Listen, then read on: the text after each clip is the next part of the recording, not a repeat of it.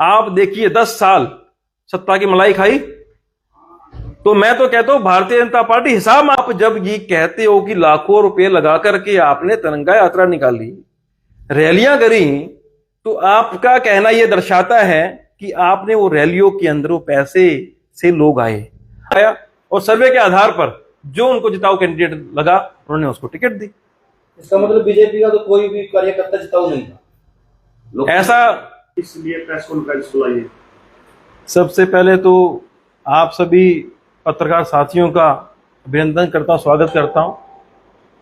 आज का जो मुख्य विषय है, जो पहली सूची जारी हुई है भारतीय जनता पार्टी की, पूरे शीर्ष नेतृत्व को, माननीय नरेंद्र मोदी जी को, जगत प्रकाश नड्डा जी को, अमित शाह जी को, मुख्यमंत्री नायब सिंह सैनी जी को और हमारे प्रदेश के अध्यक्ष माननीय मोहनलाल बड़ौली जी को, सभी को बधाई देता हूं, उनका धन्यवाद करता हूं, क्योंकि 67 जो उम्मीदवार की लिस्ट जारी करी है, एक एक उम्मीदवार चुन चुनकर ऐसा उन्होंने उतारा है धरातल पर, जो अपनी जीत 100%, 100% अगर मैं कहूं, वो जीत सुनिश्चित करेंगे आने वाले 8 अक्टूबर के चुनाव में।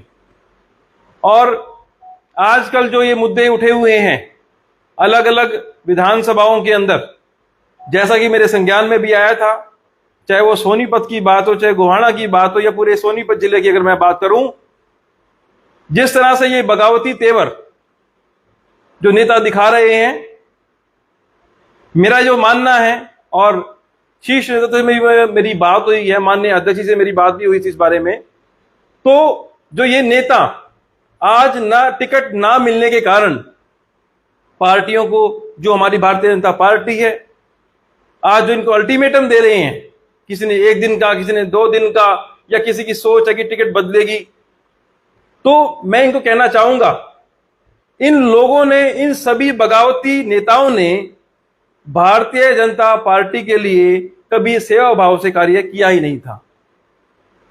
जिस नेता को भारतीय जनता पार्टी ने लगातार 3 बार टिकट देकर के इतना बड़ा मान सम्मान दिया, आज वही नेतागण कहते हैं कि 2 दिन का अल्टीमेटम है। शर्म आनी चाहिए उन नेताओं को, क्योंकि जब आप कहते थे इतने सालों से आपने काम किया और एक निस्वार्थ आपने राजनीति करी भारतीय जनता पार्टी के लिए, लोगों के बीच में रह करके, तो मेरा ये मानना है सरासर ये नाजायज है, ये गलत है। अलग अलग क्षेत्रों से ये जो बातें आती हैं, और मैं यकीन मानिए, आपको ये बात यकीन दिलाता हूं, भारतीय जनता पार्टी का एक एक कर्मठ कार्यकर्ता और नेता आज भी भारतीय जनता पार्टी के साथ ही है। भारतीय जनता पार्टी एक विचारधारा है। भारतीय जनता पार्टी, अगर मैं गलत नहीं हूं, तो एक गंगा मैया के समान है। इन भ्रष्ट नेताओं ने, जो अपने स्वार्थ के लिए इन्होंने राजनीति करी, इसमें डुबकी लगा करके अपने आप को साफ किया। आज टिकट ना मिलने के कारण वही नेतागण इसको दोष पार्टी के लिए अपशब्द बोले जा रहे हैं, अल्टीमेटम दे रहे हैं वो लोग। किसी भी जो भारतीय जनता पार्टी का कार्यकर्ता या नेता था, जो अपने बीच निस्वार्थ लगा हुआ था, आज भी वो भारतीय जनता पार्टी के साथ ही है, और भविष्य में एक बहुत बड़ी जीत नया प्रदेश के अंदर दर्ज करेंगे और एक पूर्ण बहुमत की सरकार भारतीय जनता पार्टी की बनाएंगे। बिंदल साहब फूट फूट कर रो रहे हैं कई नेता तो टिकट कटने के बाद। देखिए, ये घड़ियालू आंसू जो है ना, ये जो घड़ियाली आंसू जो बहाए जा रहे हैं, 10-10 साल जब उन नेताओं ने सत्ता की मलाई खाई, तब ये आंसू कहां थे। मैं तो चाहता हूं कि जनता मांगे हिसाब इन लोगों से, इन नेताओं से। 10 साल जब आपने मलाई खाई सरकार की, सरकार में रह करके उनका हिसाब दें, भारतीय जनता पार्टी से हिसाब मांगे। और अगर ये बात कहते हैं इस्तीफे की, पार्टी को छोड़ने की, तो मैं तो शीर्ष नेतृत्व में मेरी बात भी हुई थी कि ये पार्टी छोड़ेंगे उससे पहले इनके लिए लव लेटर जो है ना ऊपर से जारी हो जाएगा। उनसे प्रदेश स्तर से इनके पास ही लेटर जारी होगा कि पार्टी आप पहले ही छोड़ सकती हैं चाहे तो, क्योंकि पार्टी को, भारतीय जनता पार्टी को ऐसे नेताओं की कतई जरूरत नहीं है जो स्वार्थ की राजनीति करते हैं। इसका मतलब तो सिर्फ उन्होंने राजनीति करी सिर्फ टिकट और टिकट के लिए। तीन बार आपको लगातार भारतीय जनता पार्टी ने मान सम्मान दिया, चाहे अलग अलग, मैं विधानसभा की बात करूं, गोहाना में दिया, अलग अलग क्षेत्रों में दिया। 2024 में जब लोकसभा के चुनाव थे तो कहां थे यही प्रत्याशी जो आज कह रहे हैं कि भारी कैंडिडेट हैं? वो भारी नहीं है। अगर मैं गोहाना की बात करूं तो वो भारी कैंडिडेट हैं, भारी।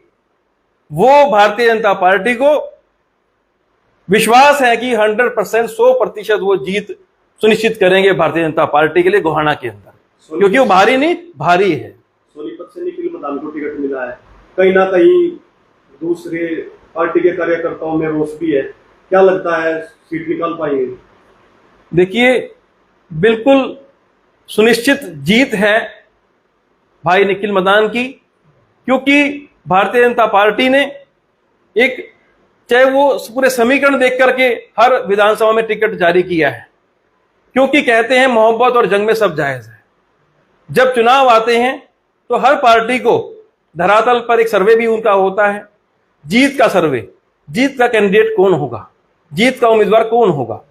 उस आधार के, उन तथ्यों के आधार पर ये टिकटें बांटी गई हैं, इनका वितरण किया गया है। ये बातें बिल्कुल बेबुनियाद हैं कि टिकट किसी कहने से दी गई हैं। नहीं, टिकट जो है सिर्फ और सिर्फ धरातल पे जो उनका सर्वे हुआ था, जो जिताऊ कैंडिडेट थे उनको टिकट दी गई है। और रही बात निखिल मदान की, निखिल मदान एक युवा चेहरा है और सोनीपत की जनता की पसंद भी है। और बात करूं यही पवन खरगोदा की भी, वो भी आप लिख लीजिए, मैं आपको लिख करके देता हूं, उसकी जीत सुनिश्चित है। तो क्या संगठन कार्रवाई करेगा जो ये बगावत दिखा रहे हैं? पार्टी के खिलाफ नारेबाजी हो रही है, मनोहर खट्टर के खिलाफ नारेबाजी हो रही है, उम्मीदवारों के खिलाफ नारेबाजी हो रही है, क्या संगठन इन पर? ये जो बगावती तेवर, बगावती सुर सामने आ रहे हैं नेताओं के, मैंने कहा ये पार्टी के साथ पहले से थे ही नहीं। और सबसे बड़ी अगर मैं बात कहूं, ये जिम्मेदारी होती है नेतृत्व की, जिले के नेतृत्व की। जब मेरे संज्ञान में आया कल, जब माननीय हमारे पूर्व सांसद, 3 बार के सांसद रहे माननीय अरविंद शर्मा जी का जब स्वागत समारोह वहां पे होना था, वो शीर्ष नेतृत्व भी वहां से गायब था। वो कहां था? जब विरोध प्रदर्शन, जहां पे विरोध हो रहा था, वहां ये पहुंचा और वहां पे इन्होंने जो जिले के नेतृत्व करते हैं, उन्होंने उस चिंगारी को हवा देने का काम किया। और जल्द ही जो मेरी शीर्ष नेतृत्व की बात हुई है, जो प्रदेश में मेरी बात हुई है, इस पे भी बड़ा एक्शन लिया जाएगा आने वाले समय के अंदर, क्योंकि जिले का नेतृत्व सही करना इलेक्शन से पहले बहुत जरूरी है। पार्टी में बड़ी सतर्क बगावत हो रही है, बिंदल साहब आपने भी करेगी, बीजेपी सरकार बनाओगी? ऐसी कोई बगावत पार्टी में नहीं है। पार्टी के कुछ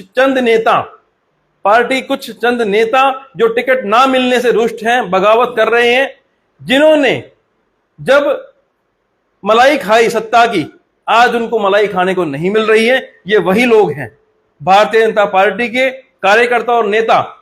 मैंने भी लोकसभा के अंदर मेहनत करी थी, 9 की 9 विधानसभा में गया था, 700 गांव में घूमा था, लेकिन टिकट नहीं मिली। कोई बात नहीं, स्वागत किया, मैंने स्वीकार किया और आज भी मैं विधानसभा के अंदर स्वागत करता हूं।